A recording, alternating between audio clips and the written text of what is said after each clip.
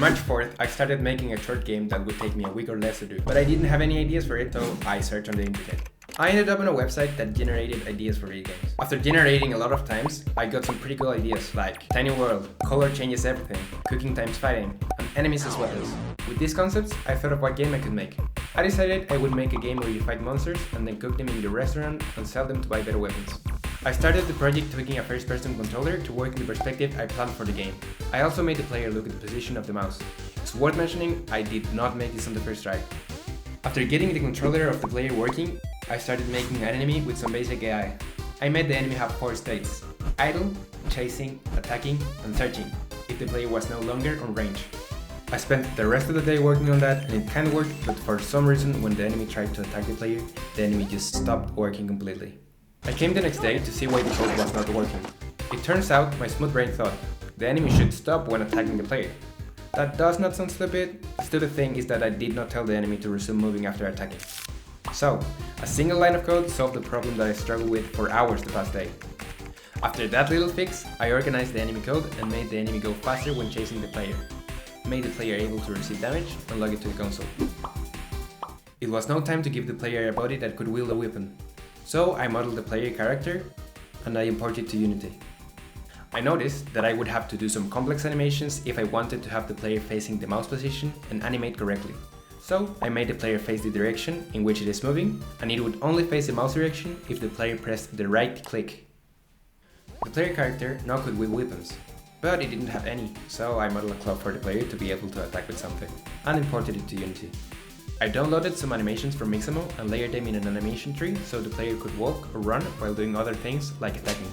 I made some more weapons for the player: a sword, a longsword, an axe, and a crossbow, and changed some visual aspects of the scene. After importing the sword and looking at it from the camera, it was barely noticeable, so I had to make it thick, so it could be seen from the camera perspective. After importing the crossbow, I discarded it, because it would be a pain to animate. This was on day 4, and this was supposed to be a monster cooking game, but there still were no monsters and there was no cooking either. I then animated every weapon and made them capable of hurting the enemy. After that, I browsed Pinterest for some inspiration to make 3 monsters. An evil floating eye with arms, a dog-like monster that I spent hours animating for a mediocre result, and a silly demon-like monster. I intentionally made the last one humanoid because of the traumatic experience animating the dog.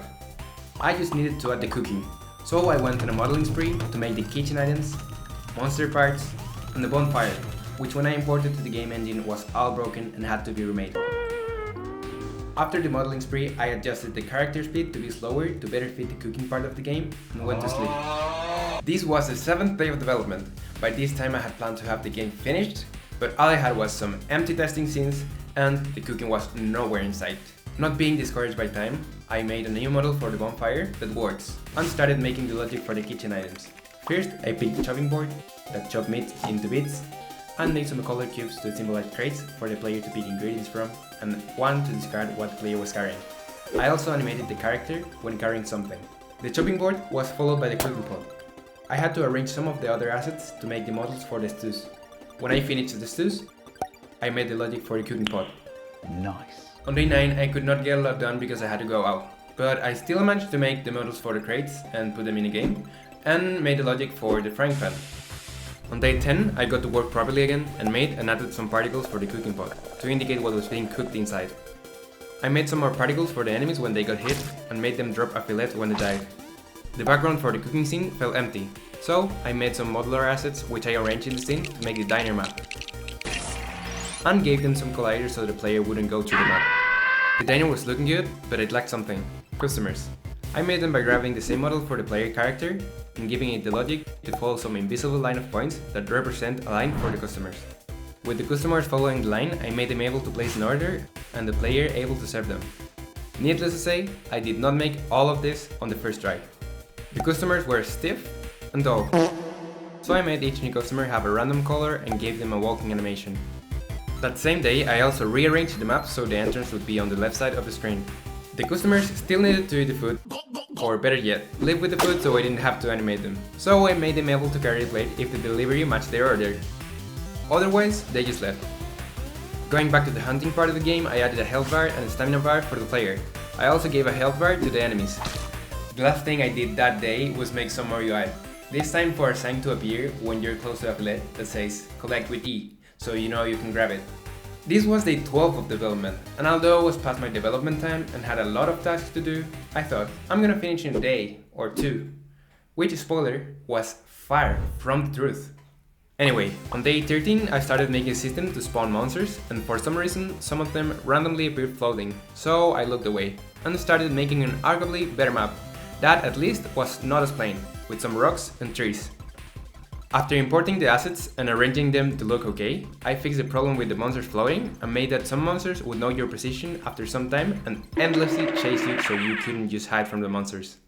The difficulty would also increase after some time, making the enemies deal more damage, drop more parts, and making them spawn at a faster rate. The last thing I did that day was make the icons for the monster fillets, and in the following days I focused on the UI, starting with making the fillets you have be displayed in the top left corner of the screen. Later I designed the UI for the orders that the customers placed. The UI chose a plate that was ordered, and on the bottom some icons that would help you know how to cook that.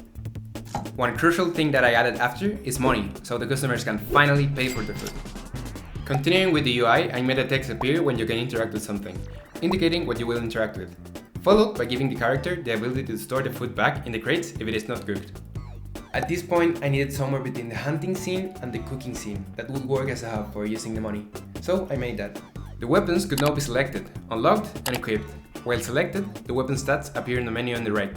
When I finished making the weapon selection scene, I put together a main menu, so the game wouldn't start so abruptly. That took some time, but that was one of the last tasks that were essential for the game to work. After that, I started playing with the post-processing effects to make the hunting scene look a little bit more spooky, and the cooking scene to look a little bit better. On day 17, I continued making more UI for the settings menu, so the volumes for the not yet existing sound effects and music could be adjusted. Also added two buttons, one for a short guide on how to play, and the other for the option to support me on Ko-fi, so I can keep making these games and videos about them. Currently, there was no incentive for the player to cook fast, so I made that the customers pay depending on the play they ordered. The more complex the play, the higher the pay. And added to that, the customer pays more depending on how quickly the plate is delivered. After doing that, I noticed two things. The player could not yet die and it could not escape the hunting scene, so it was stuck being immortal and fighting monsters forever. I changed that so the player could die and made a cave in the hunting area so the player could go to the hub through it. I added buttons in the hub for the player to go hunting and to open the diner, and one more button in the cooking scene to close the diner on command. Now the game was fully playable, but I still had more work to do, because there still was no audio and the new player would not know how to play, so I needed to tackle those problems. I spent some of day 18 and all of day 19 building the UI for the how to play menu. It took a whole day because I had to make sure someone who didn't know anything about the game could understand how to play. On day 20, I balanced a lot of things in the game like the health of the enemies, their speed, and various other things. After that, I finally started looking for the music and sound effects for the game. I found the vast majority of them on the internet and barely had to modify them or make them myself, so at the end of the day I had all the music and sound effects implemented, and I was so close to finishing, this time for real. The next day I modified the animations for the player so the weapons wouldn't go through it while walking or running, made the customers face the counter in the cooking scene, and optimized some things in the game for better performance.